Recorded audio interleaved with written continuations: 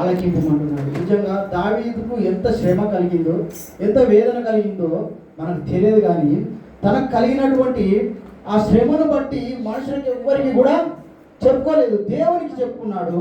ఎందుకంటే ఆయన నా యొక్క ఆశ్రయము, ఆయనే మనకు దుర్గము అంటున్నాడు, ఆయనే నా కేడము అంటున్నాడు, ఆయనే నా రక్షణ దుర్గము అంటున్నాడు. కాబట్టి ఆయన మౌనంగా ఉండిన ఎడల నేను సమాధిలోనికి దిగువారి వలె అగ్గుదును.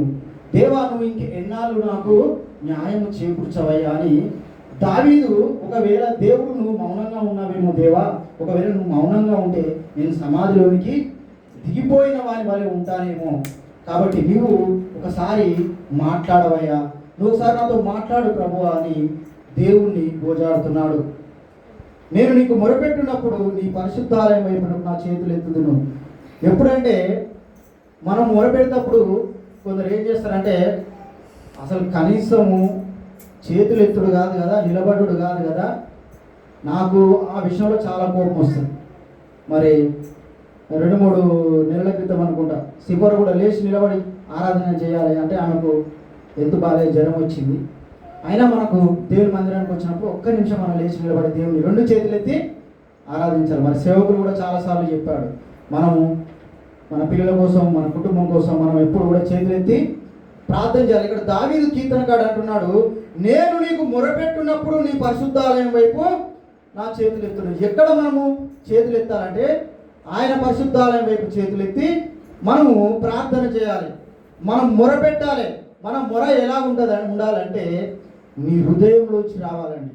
కొందరు స్తుతి ఎలా ఉంటుందంటే స్తుతి పెదవుల వరకే పరిమితమవుతుంది, స్తుతి వాళ్ళ పై మాటలకే ప్రచురితమవుతుంది. అది కాదు ఆయన కోరుకునేది. ఆయన కోరుకునేది దావీదు అంటున్నాడు, హృదయాంతరంగంలోంచి మనం ఆయనను స్తుతించాలి, కీర్తించాలి, గణపరచాలి, ఆరాధించాలి. అప్పుడే ఆయన మనకు జవాబిస్తానంటున్నాడు. కీర్తనగాడు అంటున్నాడు, నా మాటలు కాదు, నువ్వు మొరపెట్టినప్పుడు ఆయన చేతులు ఎత్తి ప్రార్థన చెయ్యి.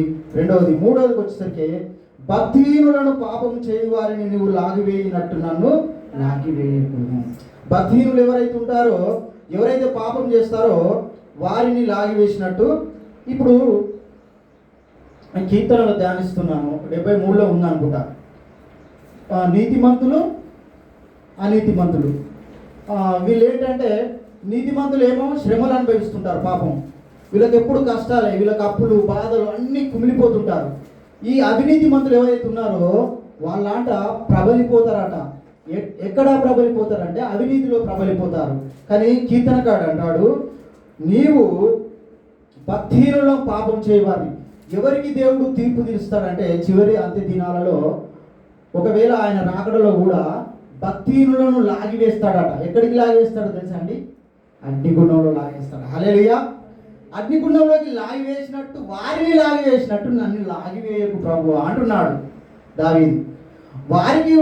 వారు అవినీతి మంతులు, వారు పాపం చేశారు, వారు నా మీద నిందారోపణ చేస్తున్నారు కదా, నువ్వెందుకు ప్రభువా మౌనంగా ఉంటున్నావు అంటే ఆయన అంత శ్రమను అనుభవిస్తున్నాడు కీర్తనకాడు. అయితే భక్తిహీనులను పాపం చేయవారినట్టు లాగివేయకము, వారి దుష్టాలోచన హృదయంలో ఉంచుకొని తమ పొరుగు వారితో సమాధానముగా మాట్లాడుదురు. మరి హృదయంలో చెడు ఆలోచన ఉంచుకొని ఏం చేస్తారంటే పొరుగు వారితోటి సమాధానంగా మాట్లాడతారట. వారి క్రియలను బట్టి, వారి దుష్టక్రియలను బట్టి వారికి ప్రతీకారము చేయము. ఎందుకు దేవా నువ్వు మౌనంగా ఉన్నావు? వారి యొక్క క్రియలను బట్టి, వారి యొక్క మరి దావీదు శత్రువుల విషయమే ప్రార్థిస్తున్నప్పుడు వారి క్రియలను బట్టి వారికి ప్రతీకారం చేయకుండా నన్నెందుకు శిక్షిస్తున్నావు ప్రభువా అని దేవుణ్ణి గోజాడుతున్నాడు. ఇంకేమంటున్నాడంటే వారు చేసిన పనిని బట్టి వారికి ప్రతీకారం చేయము, వారికి తగిన ప్రతిఫలమిమ్ము. అయా వారు చేసినటువంటి ఏ పని అయితే ఉన్నదో, నాకు ఏదైతే కీడు చేశారో వారిని శిక్షించు ప్రభువా అని దావీదు అంటున్నాడు. కాబట్టి యెహోవా కార్యములను వారు లక్ష్య పెట్టరు, ఆయన హస్తకృత్యములు వారిను లక్ష్య పెట్టరు. కావున ఆయా వారిని వృద్ధిపరచక నిర్మూలం చేయను. హల్లెలూయా.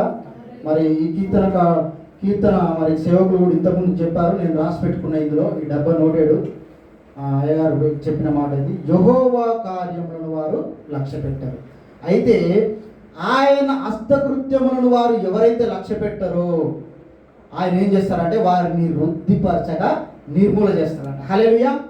మొదట వారు వృద్ధిపరిచినట్లు కనబడుచుండొచ్చు, కానీ ఏదో ఒక రోజు వారి యొక్క వృద్ధిని అనగా ఆశీర్వాదాన్ని దేవుడు ఏం చేస్తాడట? తీసివేస్తాడు, నిర్మూలం చేస్తానంటున్నాడు. ఎవరినంటే వాళ్ళు భక్తిహీనులను నిర్మూలము చేస్తానంటున్నాడు. ఇక్కడ నీతిమంతునికి భక్తిహీనునికి మధ్య ఉన్నటువంటి తేడాను ఈ కీర్తనకారుడు వివరిస్తున్నాడు. ఆ యొక్క చివరి మాట చెప్పి ముగిస్తాను. నా హృదయము ఆయన యందు నమ్మిక ఉంచెను గనుక నాకు సహాయము కలిగిను. కానీ దావీదుకు మొదట శ్రమ అనుభవించాడు, కానీ చివరికి మరలా ఎవరి వలన సహాయం కలిగిందండి? యెహోవా వలన మనకు సహాయం కలుగుతుంది.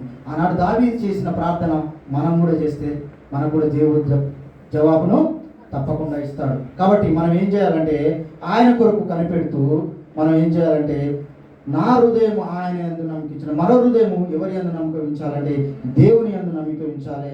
అప్పుడే కావున నా హృదయము ప్రహర్షించుతున్నది, కీర్తనలతోనూ నేను ఆయన స్తుతించుచున్నాను. ఈ కీర్తనలన్నీ పాటలు. కీర్తనలు అంటే ఏంటండి? పాటలు. కాబట్టి అందరూ మనం ఏమంటాం? దీన్ని కీర్తనలు, కీర్తన గ్రంథం అని అంటాం. ఇంతకుముందు కూడా చెప్పాను కదా, అధ్యాయం అనకూడదని. మీరు యవనస్తులు కాబట్టి మీరు నేర్చుకోవాలి. కీర్తనలు అయితే పాటలు. ఆయన హృదయంలోంచి ఈ యొక్క శత్రువుల విషయమై ప్రహర్షించుతున్నాడట గానంలోతో. కాబట్టి చివరికి దావీదు విజయం పొందుకున్నాడా లేదండి? పొందుకున్నాడు. కాబట్టి మనం కూడా మనకు వచ్చినటువంటి శ్రమను బట్టి, ఇబ్బందిని బట్టి కొన్నిసార్లు మనం కృంగిపోతాం, ఎవరికి చెప్పుకోలేము, మౌనంగా ఉంటాం. కానీ దేవుని చెప్పుకుంటే దేవుడు ఏదో ఒక రోజు ఖచ్చితంగా జవాబును అనుగ్రహిస్తాడు. ఈ కొద్ది వాక్యము దేవుడు దీవించి ఆశీర్వదించును గాక. మరి ఆత్మపడ్డ ప్రాణాన్ని దేవుడు తృప్తిపరుస్తాడు. నిజంగా ఒక మాటనే చెప్పాలనుకున్నా, మరి దేవుడు సేవకుల ద్వారా మాట్లాడిండేమో. ఎందుకంటే ఇది 4 వారాలు 5 వారాలు నేను ఇక్కడ వాక్యం చెప్పక. ఈ కొద్ది వాక్యము దేవుడు దీవించి ఆశీర్వదించును గాక.